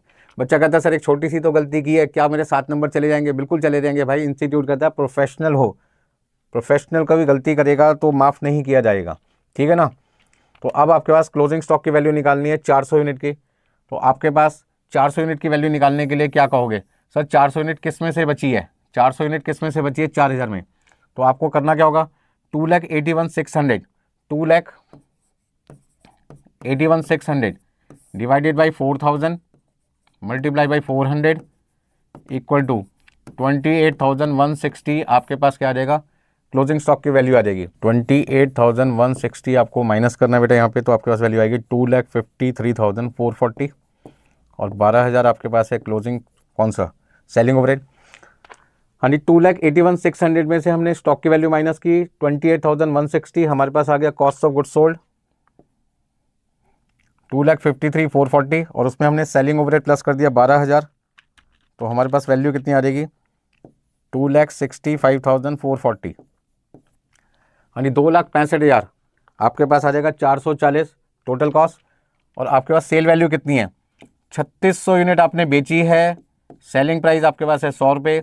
3600 यूनिट आपने बेची है, सेलिंग प्राइस आपके पास है 100 रुपये, तो आपके पास सेल वैल्यू कितनी आ जाएगी, 3600 यूनिट, 3600 यूनिट को यदि आप मल्टीप्लाई करेंगे 100 रुपये से तो 3,60,000, 3,60,000 रुपये आपके पास आ जाएगी सेल वैल्यू। 3,60,000 माइनस कर दो 3,60,000 में से 2,65,440, तो आपके पास 94,560 प्रॉफिट आ जाएगा, बैलेंसिंग फिगर। तो यदि मेरे को सेल पता है, टोटल कॉस्ट पता है, सेल पता है, टोटल कॉस्ट पता है, तो मैं क्या निकाल सकता हूँ, प्रॉफिट निकाल सकता हूँ। तो आप कहोगे सर आज की क्लास में आपने हमें क्या क्या सिखाया, तो मैं कहूँगा सबसे पहले मैंने रॉ मटेरियल कंज्यूम का ट्रीटमेंट बताया, कैसे निकाला जाता है रॉ मटेरियल कंज्यूम। फिर फिनिश गुड्स की वैल्यूएशन कैसे की जाती है, फीफो और वेटेड मेथड से। फिर मैंने आपको बताया प्रॉफिट यदि आपको नहीं दे रखा सीधे तरीके से तो प्रॉफिट कैसे निकालते हैं। ठीक है जी, दिसंबर 25 या जून 26 में हो सकता है इस तरीके का कोई क्वेश्चन दे दे जिसमें क्लोजिंग स्टॉक आपको खुद ढूंढना पड़े। अक्सर क्वेश्चन में तो क्लोजिंग स्टॉक मिल जाता है, लेकिन कुछ कुछ ऐसे क्वेश्चन होते हैं जिसके अंदर क्लोजिंग स्टॉक की क्वांटिटी साइलेंट होती है, मिसिंग होती है। आपको अपनी तेज आंखों का इस्तेमाल करके उसको ढूंढना पड़ेगा। तो आज के लिए बेटा हम इतना ही करते हैं, फिर आपसे मिलते हैं। ठीक है जी, बाय बाय।